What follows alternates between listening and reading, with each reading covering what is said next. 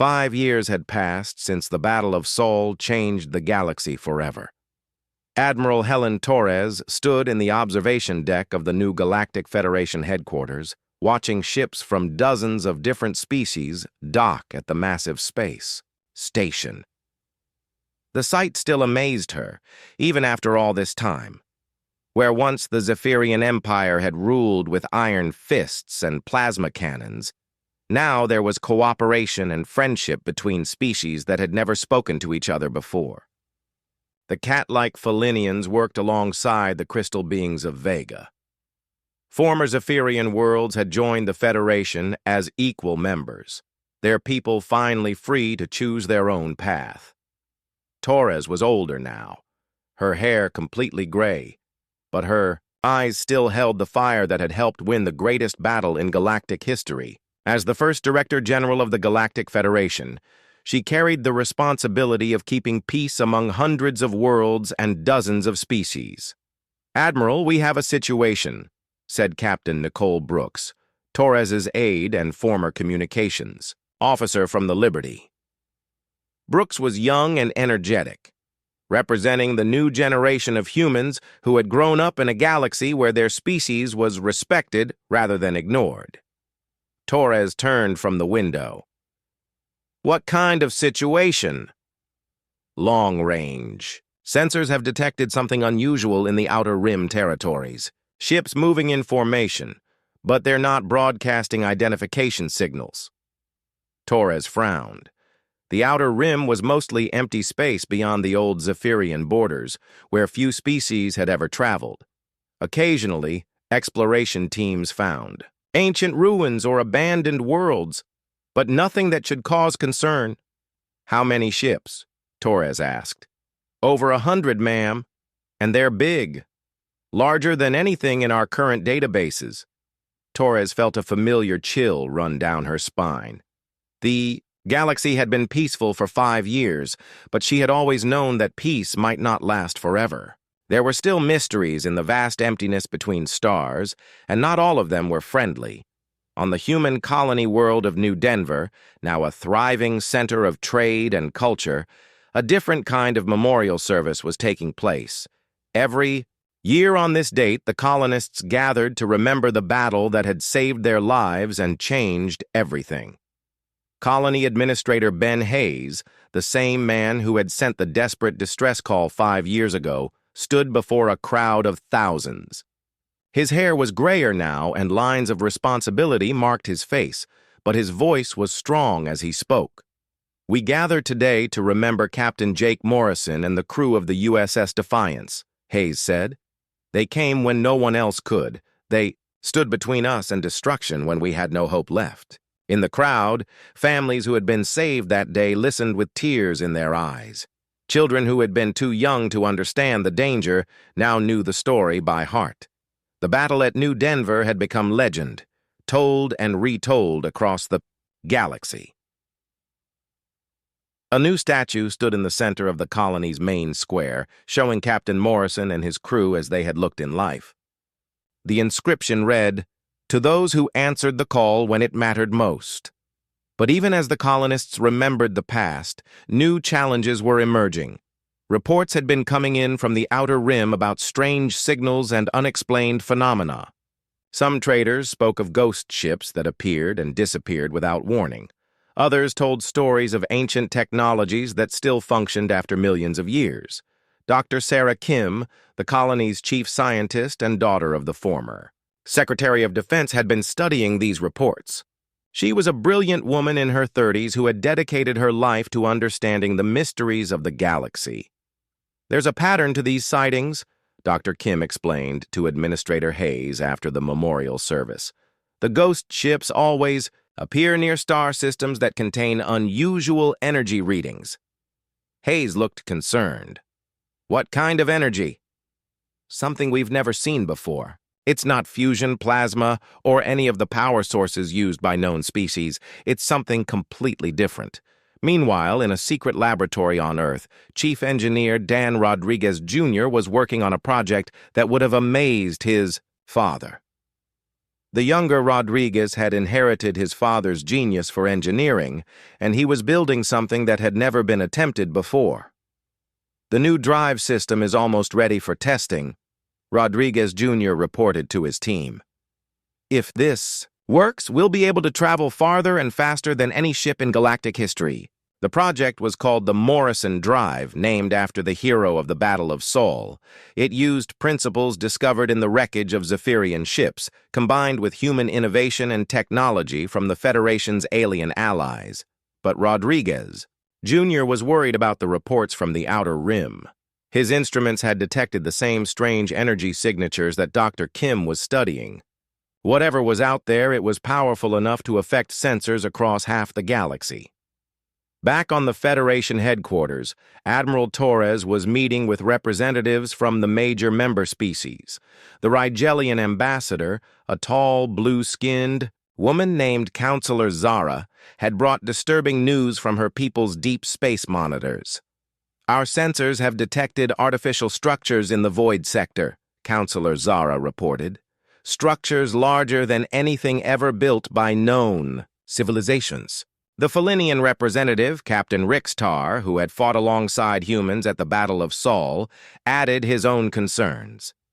"My people's scouts have reported encounters with automated defense systems guarding empty star systems.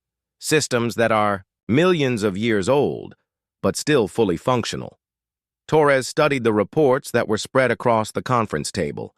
Each one told part of a larger story that was becoming more frightening by the day. Something ancient and powerful was stirring in the depths of space, and no one knew what it wanted. "We need to send an investigation fleet," Torres decided. "A joint mission with representatives from all major Federation species." "Who would command such a mission?" asked the Aquarian delegate, her translucent form shimmering with concern.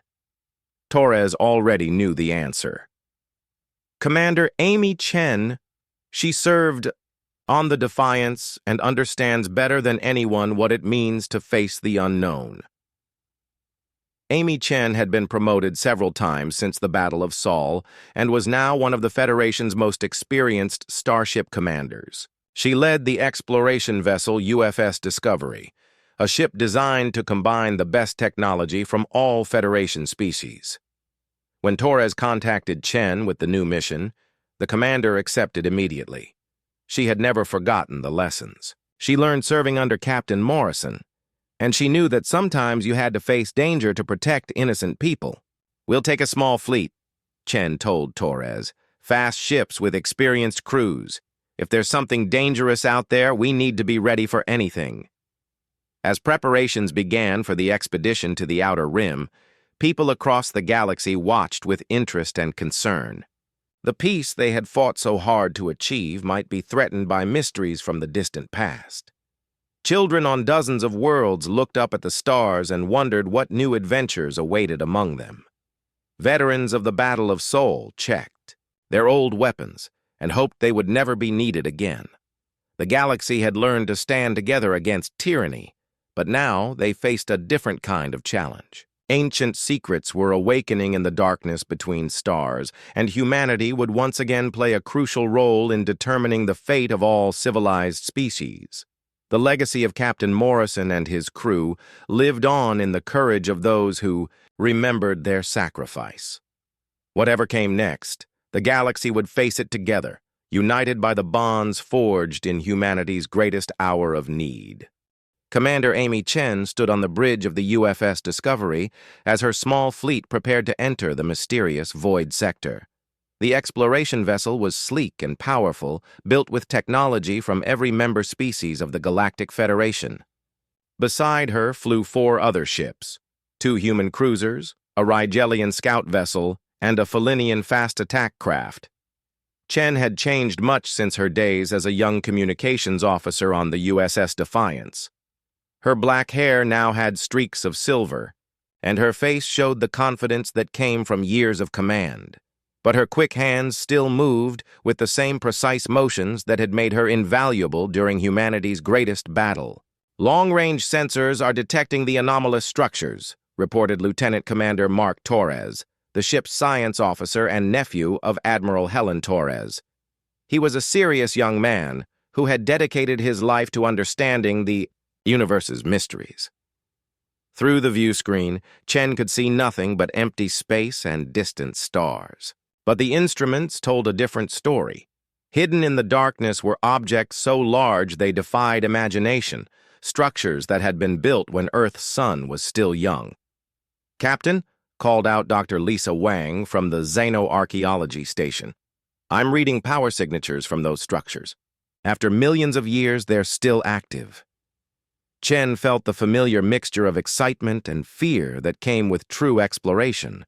The galaxy had seemed so much smaller since the fall of the Zephyrian Empire, with most of its secrets revealed. But here in the Void Sector, they were facing mysteries that predated all known civilizations. "Signal the other ships," Chen ordered. "We advance together. No one goes ahead alone."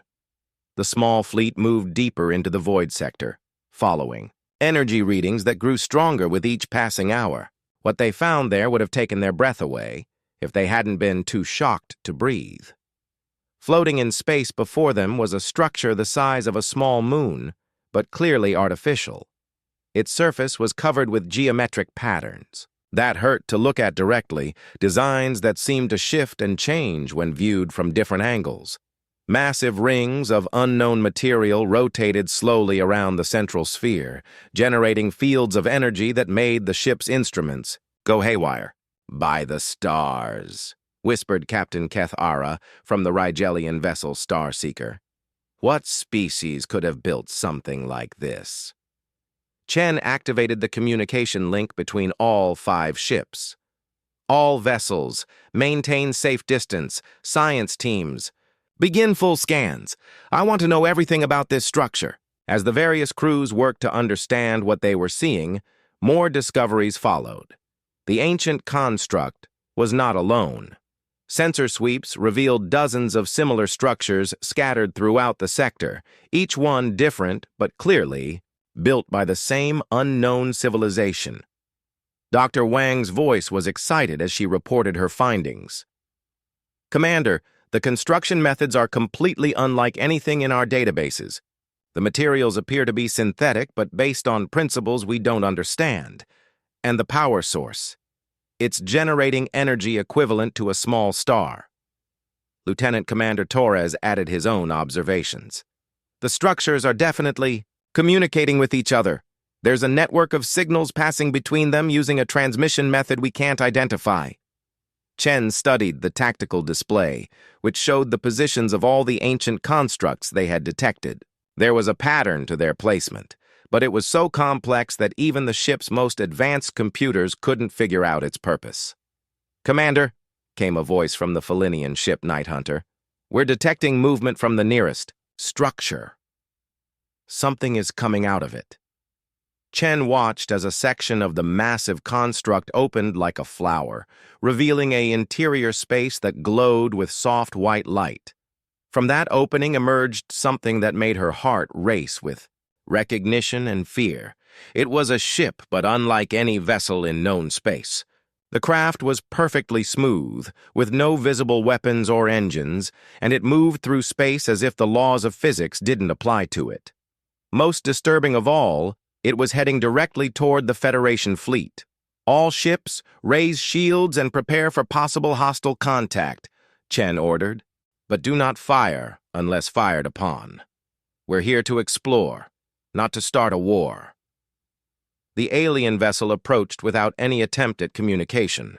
It was beautiful in a way that was almost frightening, its hull seeming to absorb and reflect light in impossible patterns.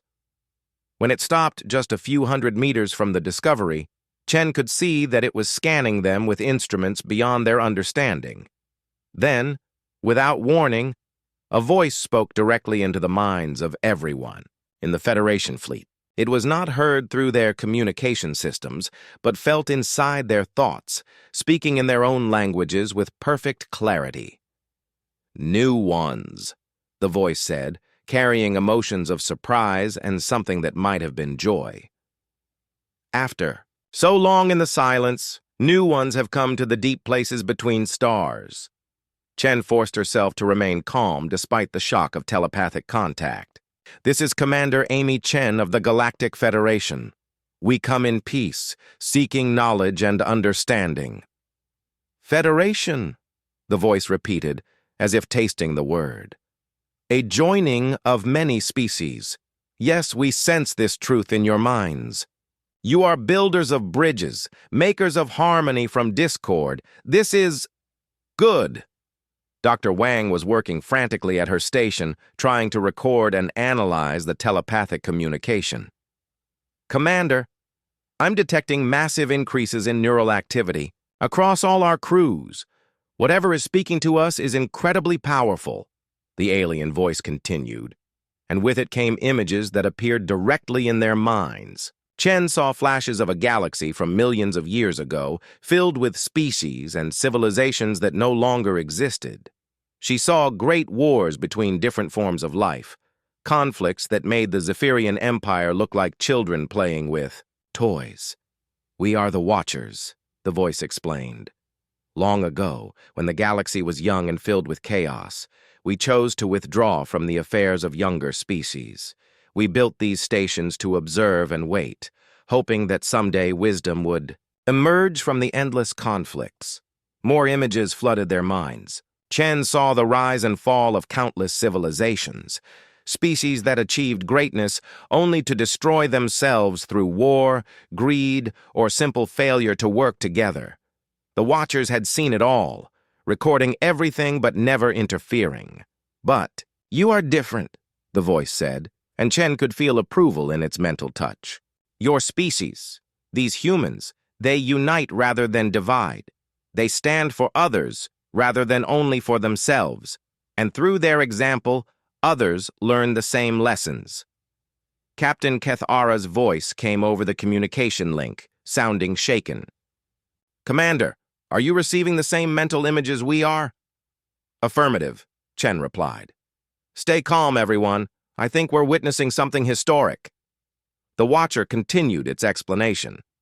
"We have watched your battles, your victories, your growth.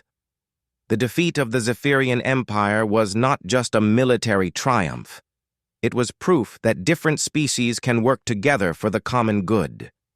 You have achieved what we hoped to see for millions of years." Chen felt a mixture of pride and responsibility. "What do you want from us?" "Nothing," the voice replied, and there was warmth in it. "But we offer something to you. Knowledge, technologies that could benefit all life in the galaxy. Wisdom gathered across eons of observation." Dr. Wang looked up from her instruments with excitement. "Commander, I'm detecting massive data transfers from the alien ship to our computers. Technical specifications, scientific principles, historical records. It's incredible.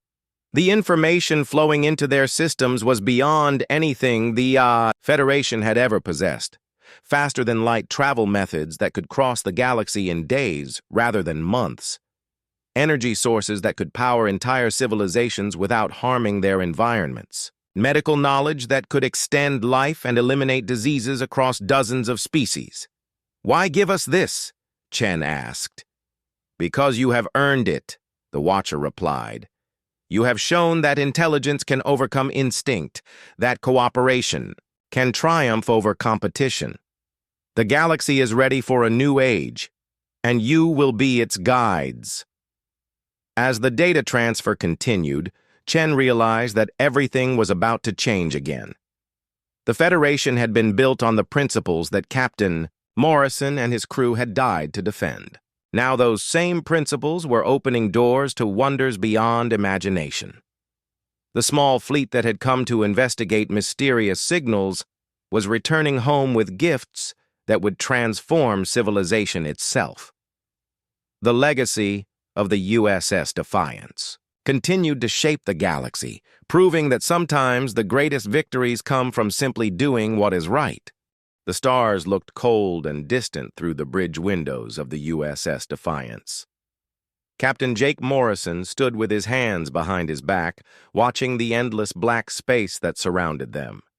His ship was small compared to the massive alien vessels that ruled this part of the galaxy. but it was home to him and his crew of 68 people. Morrison was a tall man with brown hair and serious blue eyes. He had spent 10 years in Earth's Space Navy, but this was his first command of a deep space vessel. The Defiance was humanity's newest warship, built with the best technology Earth could offer.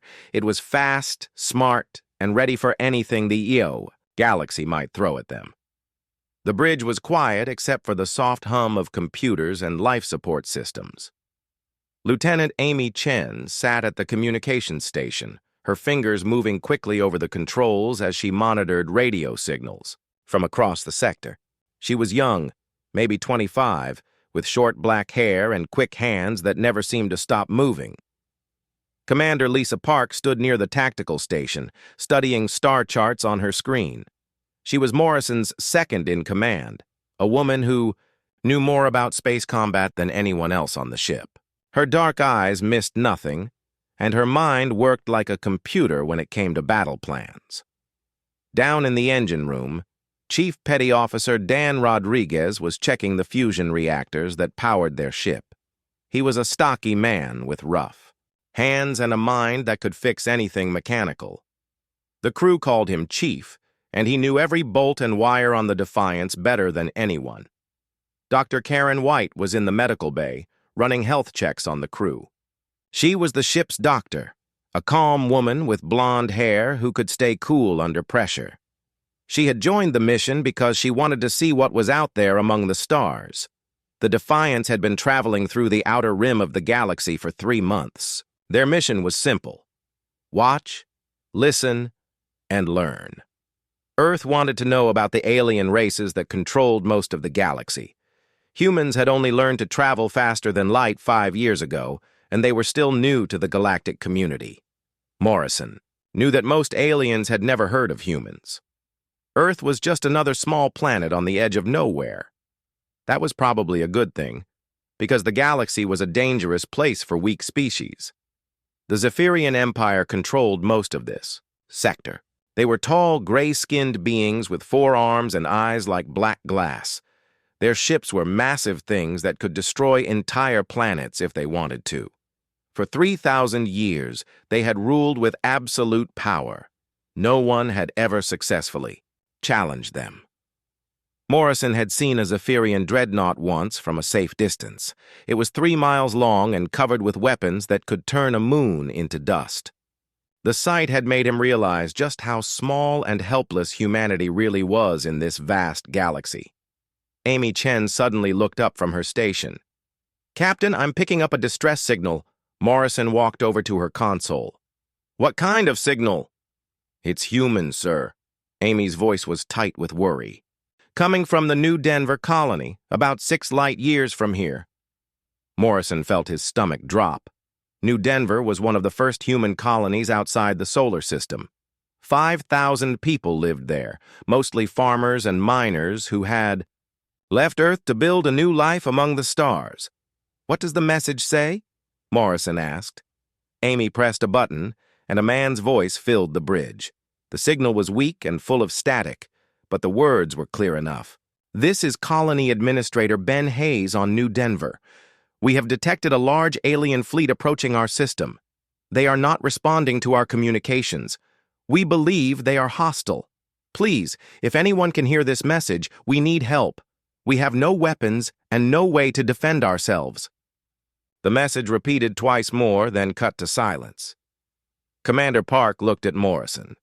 "Sir, New Denver isn't supposed to be there." Morrison nodded grimly. The colony had been established without permission from Earth's government. The colonists had simply loaded up their ships and left, hoping to find a better life on a distant world. Officially, Earth didn't even know they existed. "Amy, scan for other ships in the area," Morrison ordered.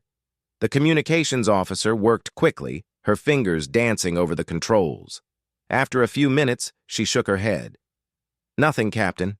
We're the only human ship within 50 light years." Morrison stared at the star map on the main screen. New Denver was marked with a small red dot. It looked so tiny and helpless out there in the darkness. "Sir," Commander Park said quietly, If the Zephyrians have found an unauthorized human colony, they'll destroy it.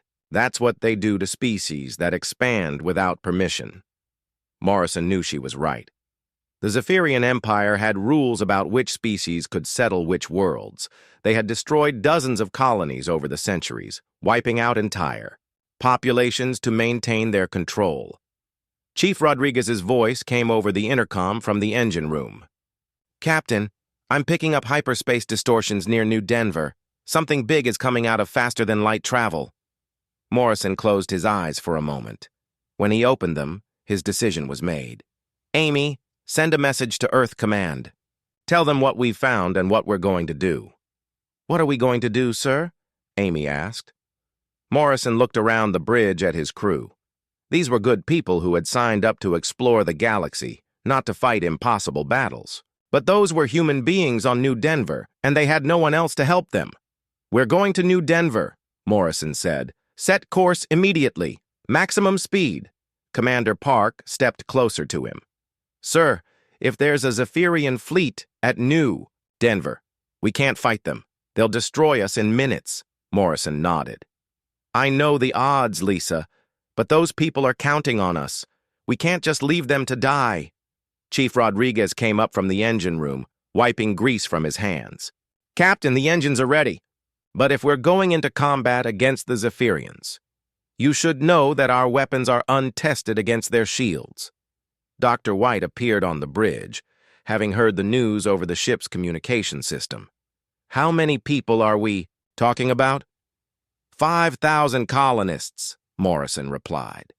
"Men, women, and children who just wanted a chance at a better life." The doctor nodded. "Then we have to try." Morrison looked at each of his senior officers. These people trusted him to make the right decisions. Leading them into battle against the galaxy's most powerful empire was probably not the right decision, but it was the only decision he could live with. "All hands, this is the captain," Morrison said into the ship's intercom. "We have received a distress call from human colonists who are under attack by alien forces. We are the only ship that can help them. I won't lie to you about the dangers we're facing. The enemy is stronger than us, and we might not come back from this mission. But we're going anyway, because that's what humans do. We stand up for each other no matter what the cost." The bridge fell silent as Morrison finished speaking. Then Amy Chen turned to her console and began plotting their course to New Denver. The USS Defiance turned toward the distant star system, where 5,000 humans waited for rescue that might never come. The USS Defiance dropped out of hyperspace with a flash of blue light. Captain Morrison gripped the arms of his command chair as the ship shuddered from the transition back to normal space. Through the main view screen, he could see the orange glow of New Denver's sun in the distance. "Report," Morrison ordered, his voice steady despite the fear in his chest. Lieutenant Amy Chen's fingers flew over her console. "Sir, I'm detecting 12 large vessels in orbit around New Denver. They're Zephyrian ships, definitely military." Commander Lisa Park pulled up tactical data on her screen. Her face went pale as she read the numbers. "Captain, those are heavy cruisers and battleships. The largest one is over 2 miles long. It's a command dreadnought." Morrison stared at the enemy fleet on his display. Each Zephyrian ship was at least 10 times larger than the Defiance. Their dark hulls gleamed with the deadly shine of quantum armor, and massive weapon turrets pointed in all directions like the spines of some giant space creature. Chief Dan Rodriguez's voice came over the intercom from engineering. "Captain, sensors show they're charging their plasma cannons. Those weapons could cut us in half with one shot." Dr. Karen White stood near the back of the bridge, her medical bag in her hand. She had come up from sick bay when the ship went to battle stations. Her blue eyes were worried, but her hands were steady. "Amy, open a channel to the Zephyrian fleet," Morrison commanded. The communications officer worked quickly. "Channel open, sir." The main screen flickered, and suddenly they were looking at the bridge of the enemy command ship. A tall Zephyrian officer stood in the center, his 4 arms crossed over his chest. His gray skin looked like polished stone, and his black eyes stared at Morrison with cold amusement. "I am Admiral Kethvar of the Zephyrian Imperial Fleet," the alien said in perfect English. His voice was deep and cold, like winter wind. "You are the captain of this tiny vessel?" Morrison stood up straighter. "I am Captain Jake Morrison of the United Earth ship Defiance. You are attacking innocent colonists. I order you to withdraw immediately." Admiral Kethvar made a sound that might have been laughter. "You order me?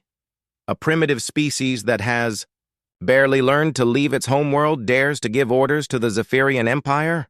Those people have done nothing wrong," Morrison replied.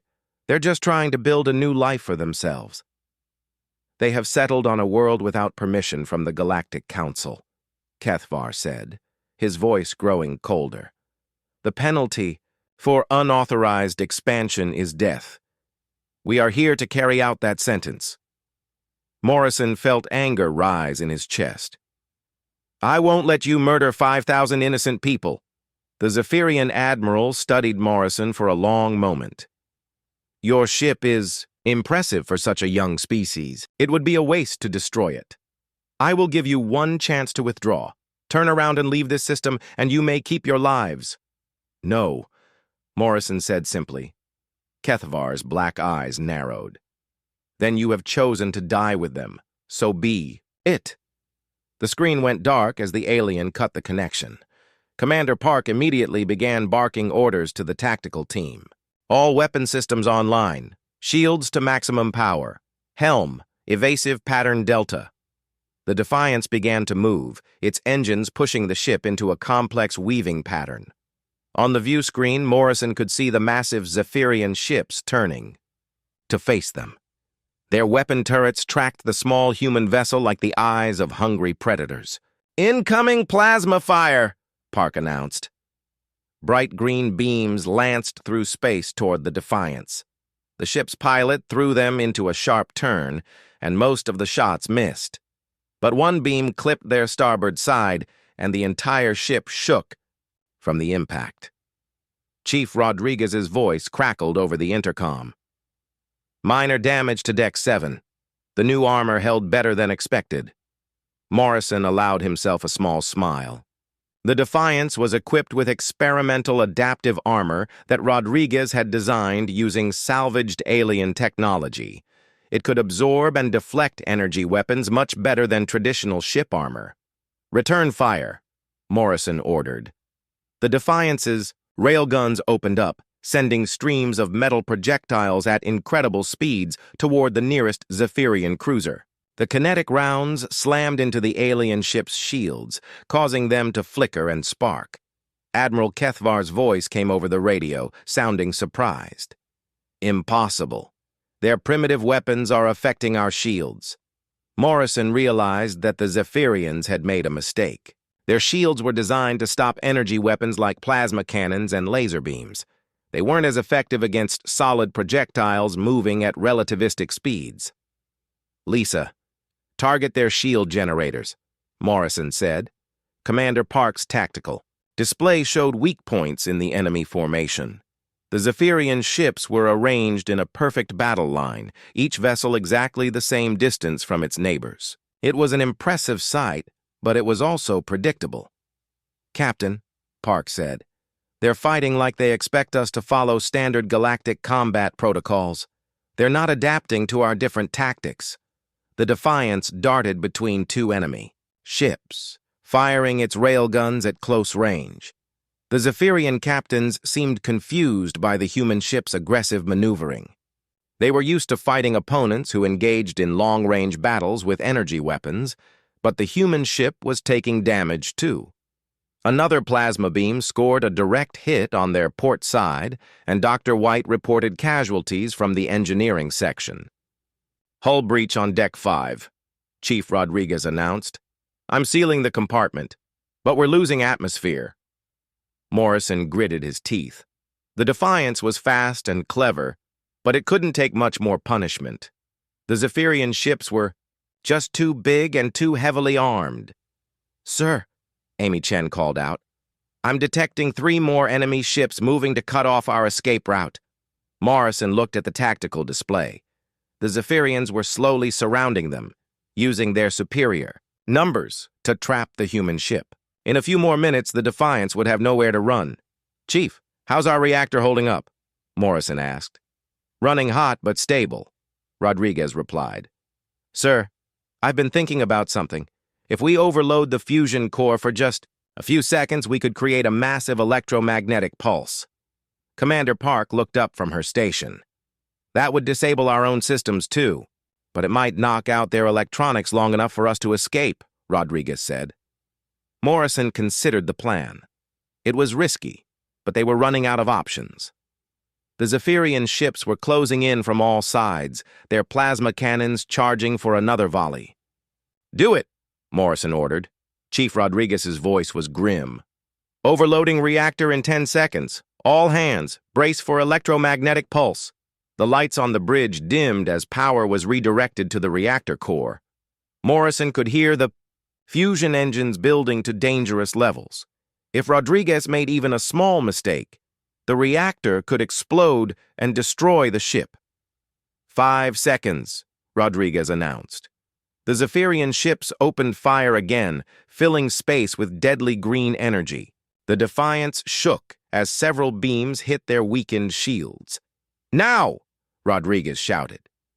A brilliant flash of light erupted from the Defiance's reactor core. The electromagnetic pulse spread out in all directions, washing over the nearby Zephyrian ships like an invisible wave.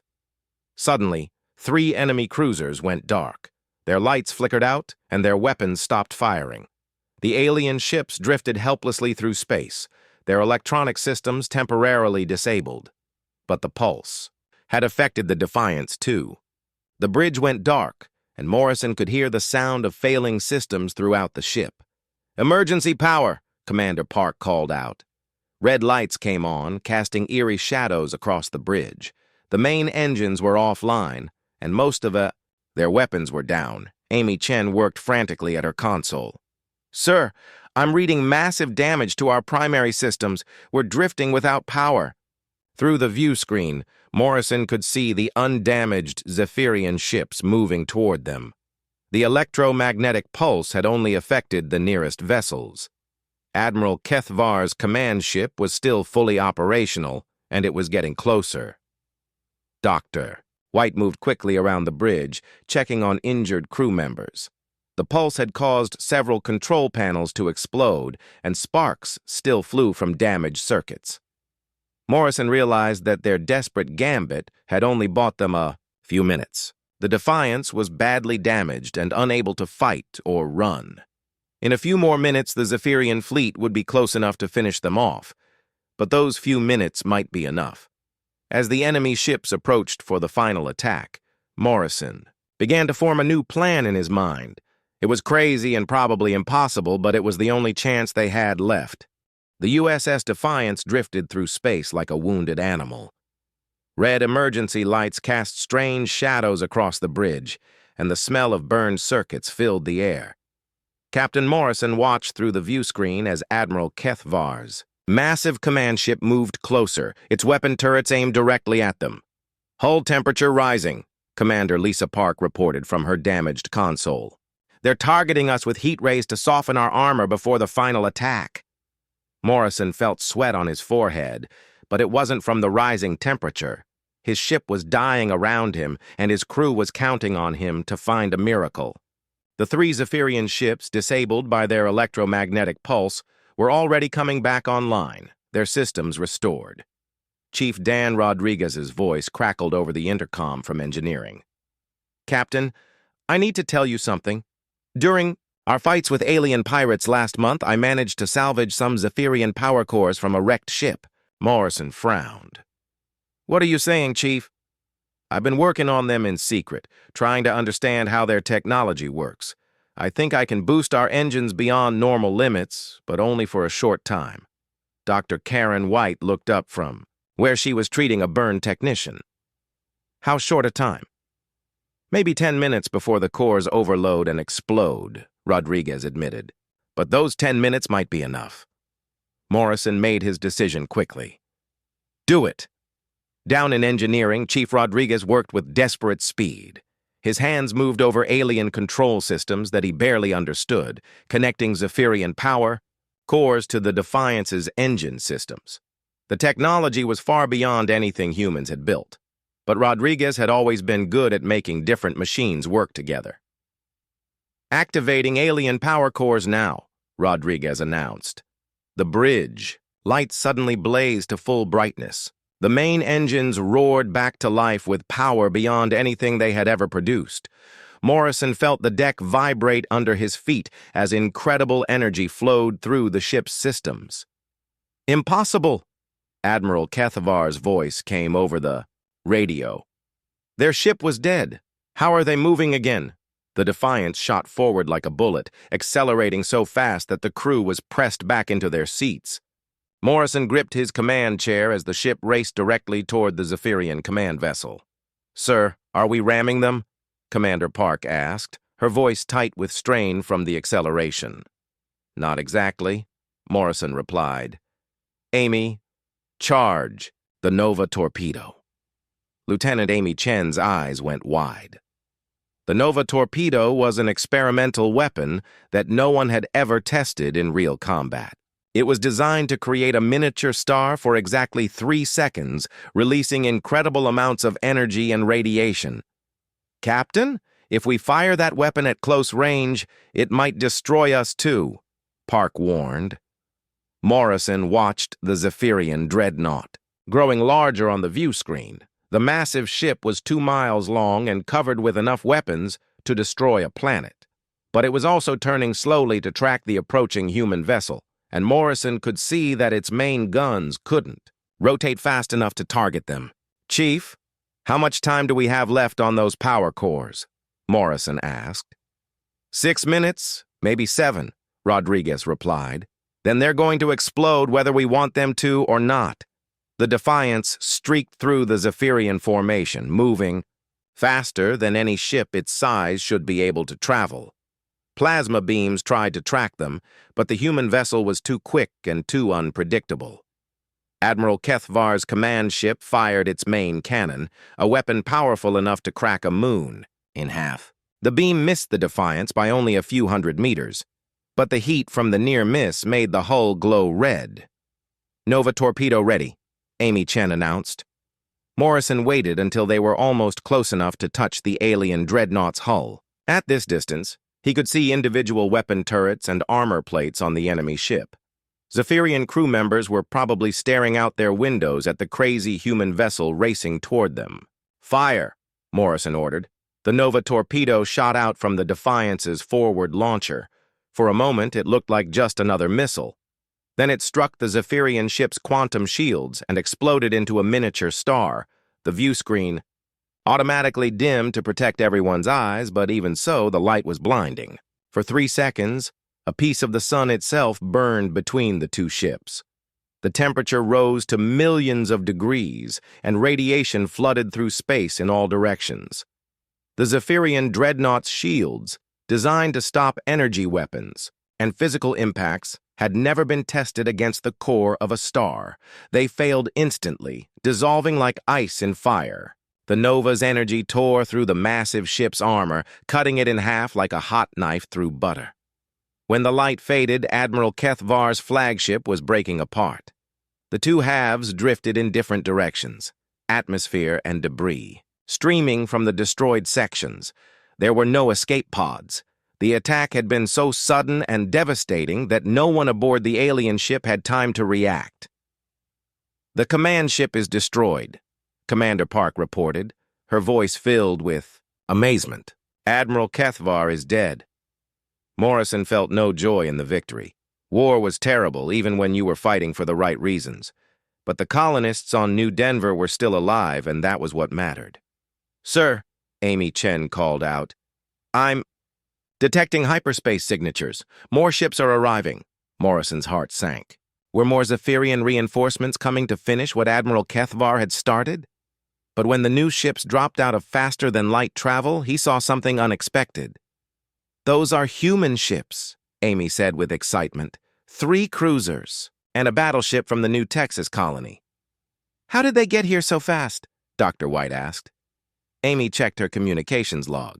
Sir, our message to Earth Command was relayed to all human colonies in the sector. The New Texas fleet was already on patrol nearby. More ships kept arriving.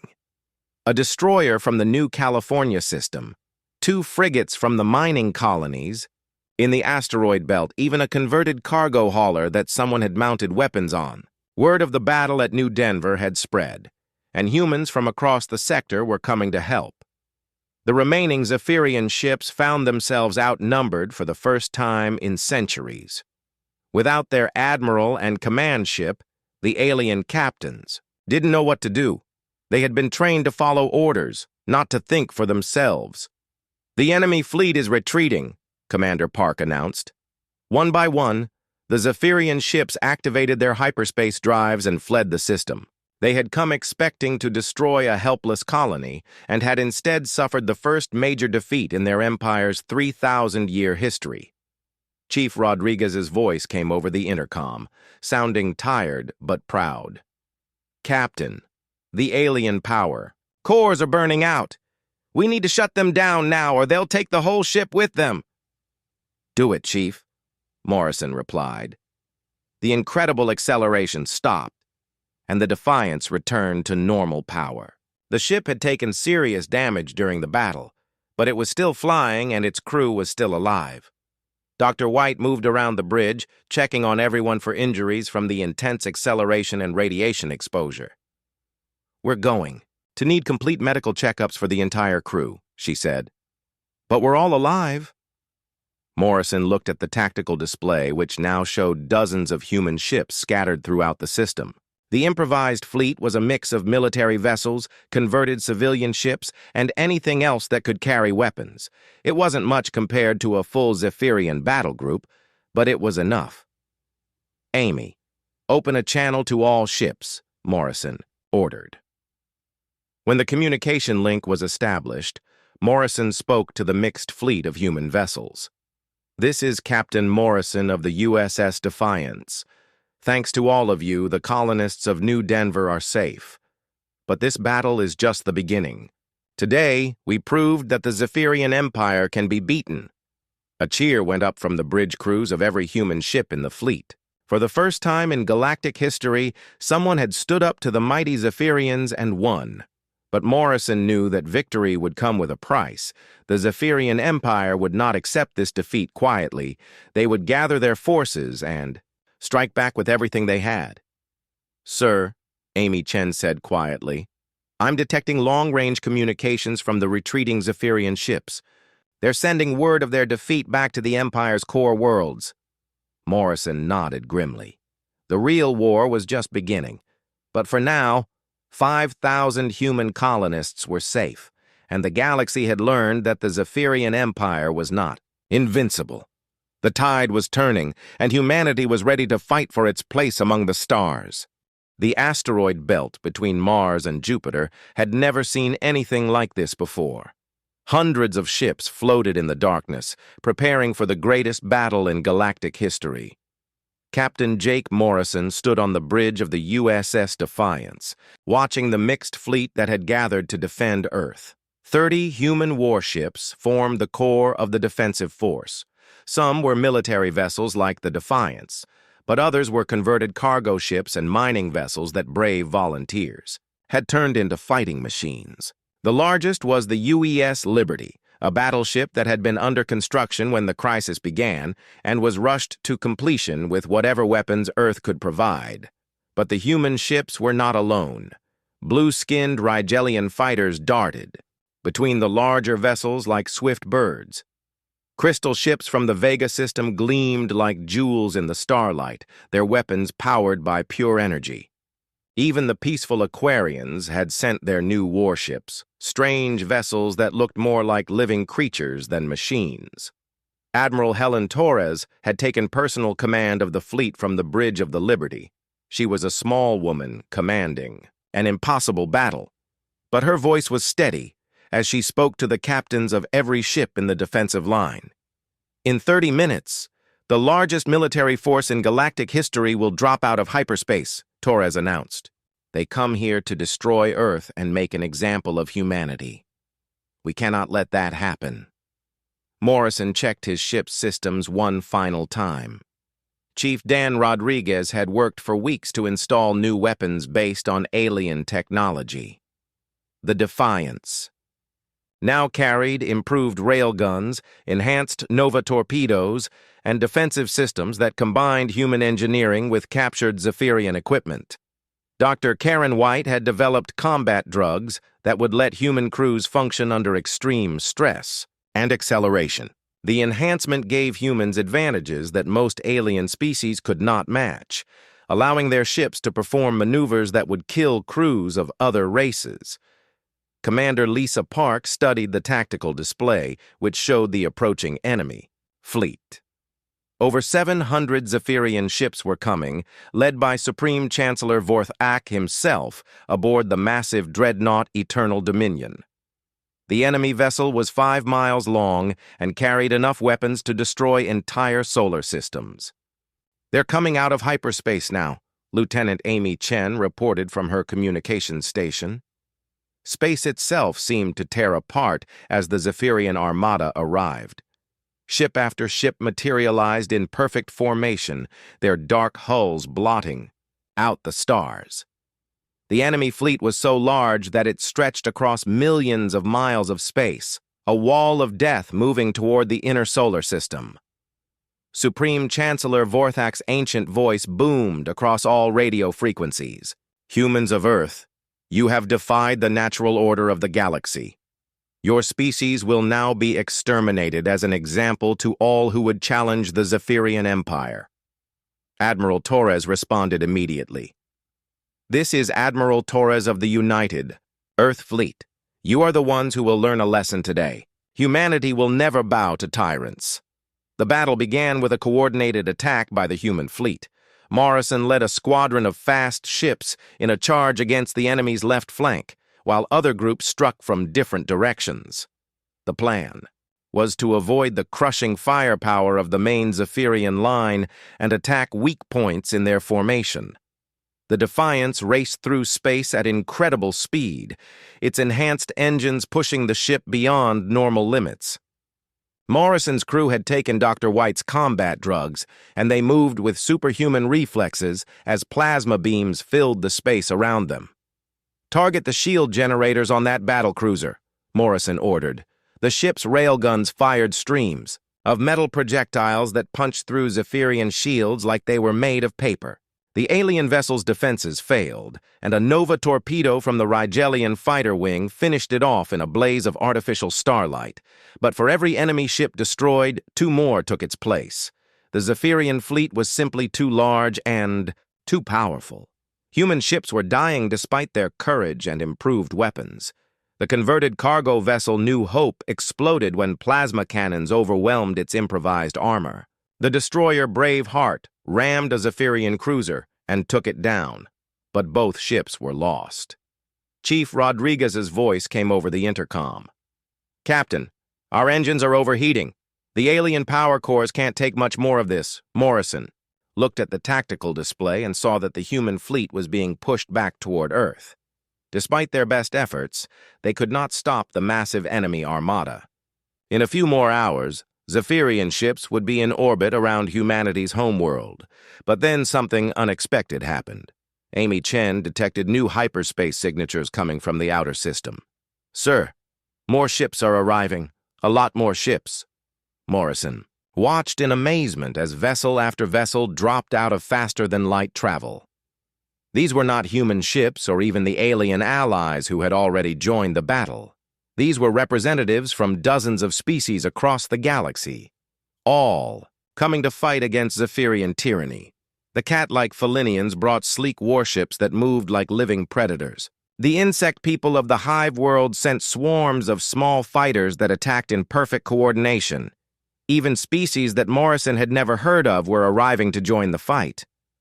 "This is Captain Rixtar of the Felinian Liberation Fleet," came a new voice over the radio. "We stand with humanity against the oppressors."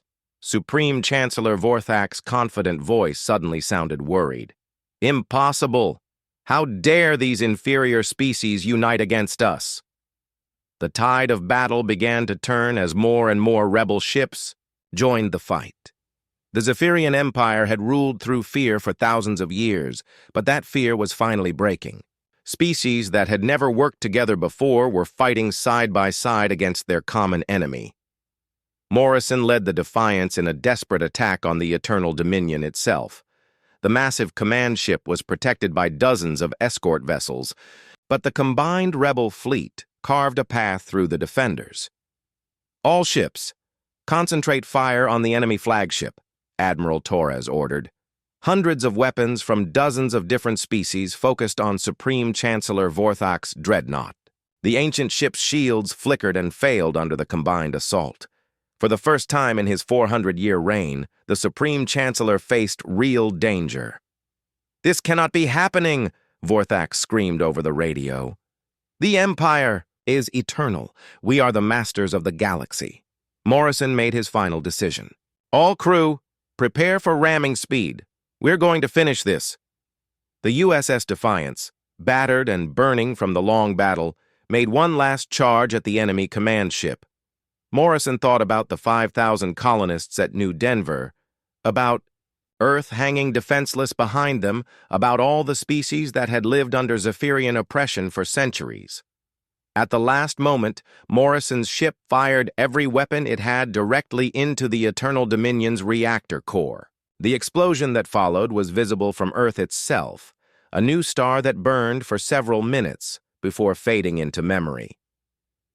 Supreme Chancellor Vorthak died in that explosion, along with the USS Defiance and her brave crew. But their sacrifice broke the back of the Zephyrian fleet. Without their supreme leader, the remaining enemy ships lost coordination and began to retreat. The Battle of Sol was over. Against impossible odds, the combined forces of freedom had defeated the galaxy's greatest tyranny. Admiral Torres stood on the bridge of the Liberty, watching the surviving Zephyrian ships flee into hyperspace. Around her, the mixed fleet of human and alien vessels began the long process of rescue and recovery. "Amy," Torres said to the communications officer who had been transferred from the destroyed Defiance, "send a message to all worlds in the galaxy. Tell them that the Zephyrian Empire has fallen. Tell them that freedom has won." Within months, the news reached every corner of the galaxy. The Zephyrian Empire collapsed as world after world declared independence. Some former Zephyrian colonies chose to join the new Galactic Federation that humanity helped to establish. Others preferred to remain independent but friendly.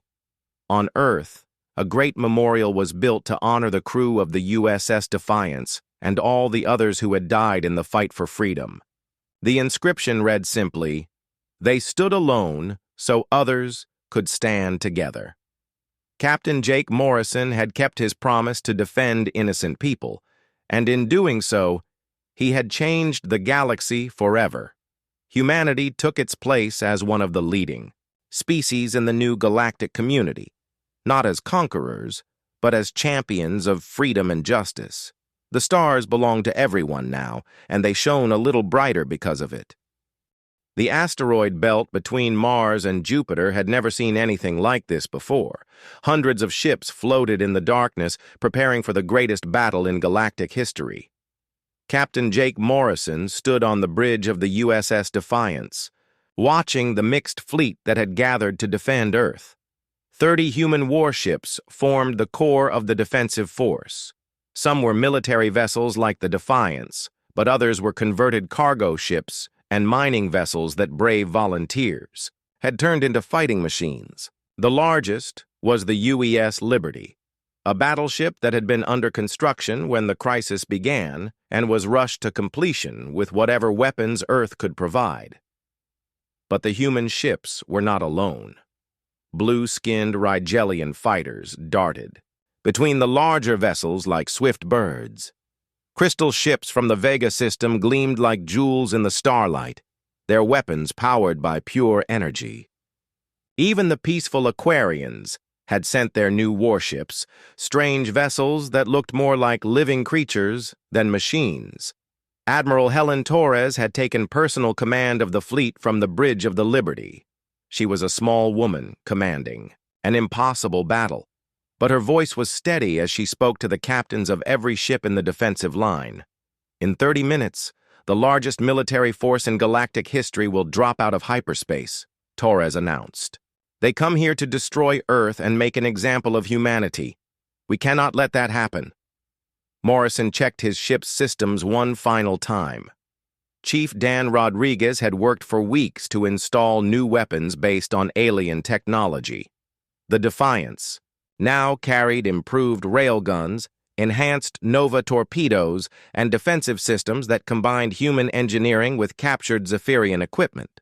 Dr. Karen White had developed combat drugs that would let human crews function under extreme stress and acceleration. The enhancement gave humans advantages that most alien species could not match, allowing their ships to perform maneuvers that would kill crews of other races. Commander Lisa Park studied the tactical display, which showed the approaching enemy fleet. Over 700 Zephyrian ships were coming, led by Supreme Chancellor Vorthak himself aboard the massive dreadnought Eternal Dominion. The enemy vessel was 5 miles long and carried enough weapons to destroy entire solar systems. "They're coming out of hyperspace now," Lieutenant Amy Chen reported from her communications station. Space itself seemed to tear apart as the Zephyrian armada arrived. Ship after ship materialized in perfect formation, their dark hulls blotting out the stars. The enemy fleet was so large that it stretched across millions of miles of space, a wall of death moving toward the inner solar system. Supreme Chancellor Vorthak's ancient voice boomed across all radio frequencies. "Humans of Earth, you have defied the natural order of the galaxy. Your species will now be exterminated as an example to all who would challenge the Zephyrian Empire." Admiral Torres responded immediately. "This is Admiral Torres of the United Earth Fleet. You are the ones who will learn a lesson today. Humanity will never bow to tyrants." The battle began with a coordinated attack by the human fleet. Morrison led a squadron of fast ships in a charge against the enemy's left flank, while other groups struck from different directions. The plan was to avoid the crushing firepower of the main Zephyrian line and attack weak points in their formation. The Defiance raced through space at incredible speed, its enhanced engines pushing the ship beyond normal limits. Morrison's crew had taken Dr. White's combat drugs, and they moved with superhuman reflexes as plasma beams filled the space around them. "Target the shield generators on that battlecruiser," Morrison ordered. The ship's railguns fired streams of metal projectiles that punched through Zephyrian shields like they were made of paper. The alien vessel's defenses failed, and a Nova torpedo from the Rigelian fighter wing finished it off in a blaze of artificial starlight. But for every enemy ship destroyed, 2 more took its place. The Zephyrian fleet was simply too large and too powerful. Human ships were dying despite their courage and improved weapons. The converted cargo vessel New Hope exploded when plasma cannons overwhelmed its improvised armor. The destroyer Braveheart rammed a Zephyrian cruiser and took it down, but both ships were lost. Chief Rodriguez's voice came over the intercom. "Captain, our engines are overheating. The alien power cores can't take much more of this." Morrison looked at the tactical display and saw that the human fleet was being pushed back toward Earth. Despite their best efforts, they could not stop the massive enemy armada. In a few more hours, Zephyrian ships would be in orbit around humanity's homeworld. But then, something unexpected happened. Amy Chen detected new hyperspace signatures coming from the outer system. "Sir, more ships are arriving. A lot more ships." Morrison watched in amazement as vessel after vessel dropped out of faster-than-light travel. These were not human ships, or even the alien allies who had already joined the battle. These were representatives from dozens of species across the galaxy, all coming to fight against Zephyrian tyranny. The cat-like Felinians brought sleek warships that moved like living predators. The insect people of the hive worlds sent swarms of small fighters that attacked in perfect coordination. Even species that Morrison had never heard of were arriving to join the fight. "This is Captain Rixtar of the Felinian Liberation Fleet," came a new voice over the radio. "We stand with humanity against the oppressors." Supreme Chancellor Vorthak's confident voice suddenly sounded worried. "Impossible! How dare these inferior species unite against us?" The tide of battle began to turn as more and more rebel ships joined the fight. The Zephyrian Empire had ruled through fear for thousands of years, but that fear was finally breaking. Species that had never worked together before were fighting side by side against their common enemy. Morrison led the Defiance in a desperate attack on the Eternal Dominion itself. The massive command ship was protected by dozens of escort vessels, but the combined rebel fleet carved a path through the defenders. "All ships concentrate fire on the enemy flagship," Admiral Torres ordered. Hundreds of weapons from dozens of different species focused on Supreme Chancellor Vorthak's dreadnought. The ancient ship's shields flickered and failed under the combined assault. For the first time in his 400-year reign, the Supreme Chancellor faced real danger. "This cannot be happening," Vorthak screamed over the radio. "The Empire is eternal. We are the masters of the galaxy."